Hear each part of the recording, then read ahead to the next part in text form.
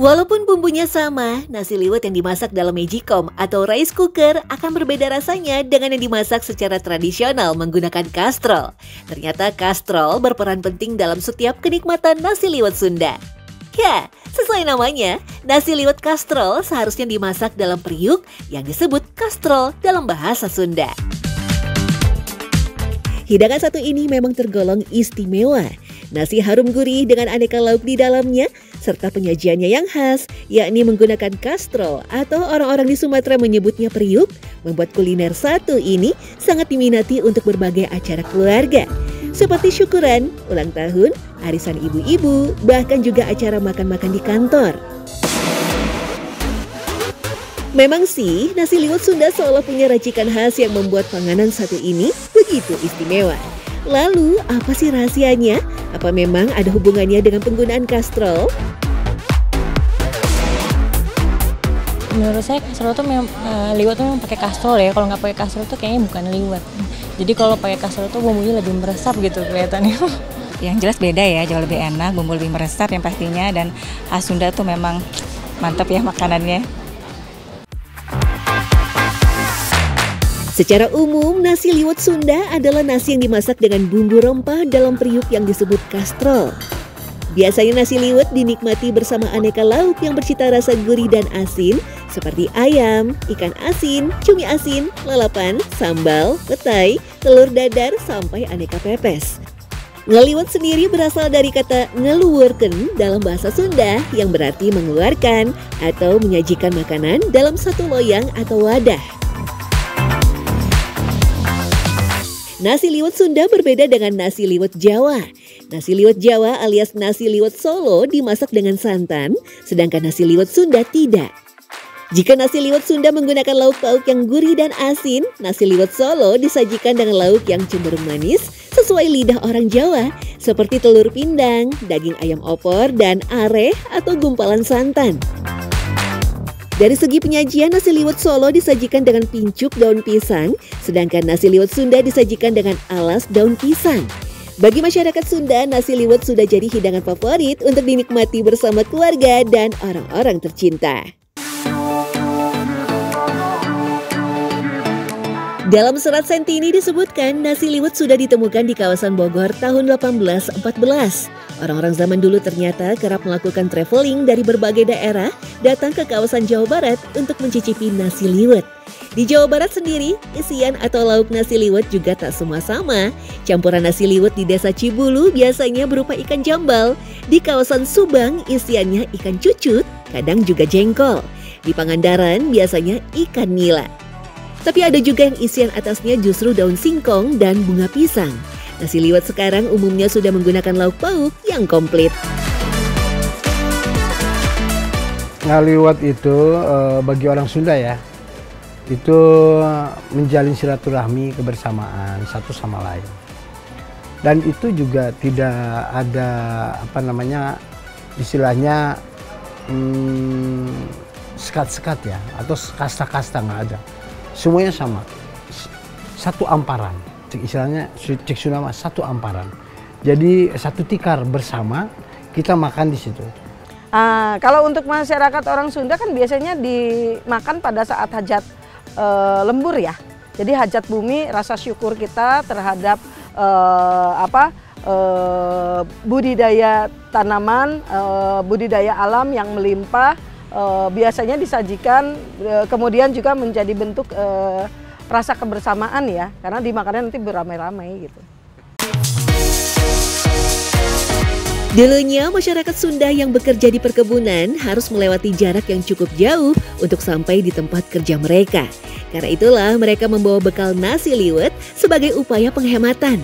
Maklum saja, upah para pekerja perkebunan sangatlah minim. Nasi liwet sebagai bekal makan dibawa ke perkebunan langsung dengan tempatnya yang mereka sebut kastrol. Tujuannya agar nasi yang sudah bercampur lauk jadi tahan lama dari pagi hingga siang, bahkan tetap hangat saat dimakan. Karena bahan kastrol yang menyimpan panas. Uniknya, kemunculan nasi liwet yang merupakan bentuk penghematan masyarakat bawah kini berubah menjadi menu mahal di restoran-restoran modern lengkap dengan kastrolnya. Nah, hingga kini kenikmatan hidangan nasi liwet dipercaya ada pada penggunaan kastrolnya. Dimulai dengan menanak nasi menggunakan kastrol yang dicampur dengan bumbu seperti daun salam, serai, sampai cabai.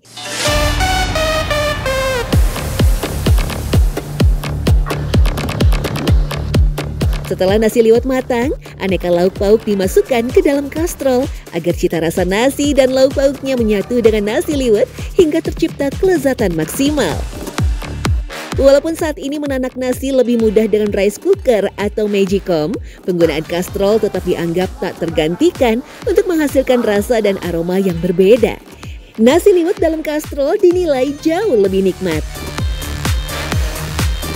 Kunci nasi liwet orang Sunda adalah teknik cooking, slow cooking, menggunakan kastrol, kemudian dimasak menggunakan api yang konstan, apinya tidak besar, cukup lama, dan itu aroma smoky menjadi hal yang menarik dari si nasi liwet.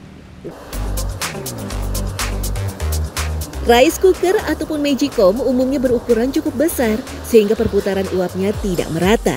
Alhasil, perputaran aroma bumbu dan rempah yang dipakai pun menjadi tidak merata. Saat nasi liwet ditanak, bumbu dan rempah yang dimasak akan naik ke bagian atas nasi. Apabila perputaran uap tidak merata, maka rasa bumbu dan rempah hanya maksimal di nasi bagian atas saja.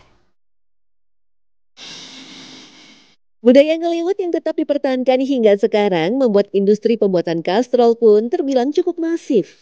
Banyaknya restoran Sunda yang menggunakan kastrol untuk memasak nasi liwet, sekaligus tempat penyajiannya meningkatkan permintaan produksi kastrol. Para pengrajin kastrol pun harus membuat kastrol dalam jumlah banyak. Dalam sehari, biasanya mereka memproduksi 50-an kastrol untuk dijual ke beberapa toko. Salah satu toko kastrol di kawasan Bandung mendapat pesanan 300 pieces kastrol dari sejumlah restoran di akhir tahun.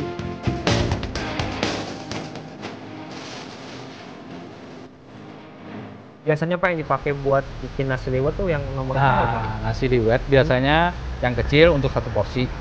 Kalau yang kayak gini untuk 2 porsi, ini biasanya 4 porsi. Kastrol ini bahannya apa sih Pak? Bahannya dari aluminium, dicetak. Aluminium? Dicetak. Kalau yang kayak gini dari baja, ini baja buat Chinese food. Kalau ini biasanya buat bikin itu tadi kastrol. Aluminium berarti ya? Aluminium. Ini kelebihannya apa sih Pak bahan aluminium kastrol ini dibandingkan yang lain? Kan buat masak. Kalau ini pertamanya dia nggak karat.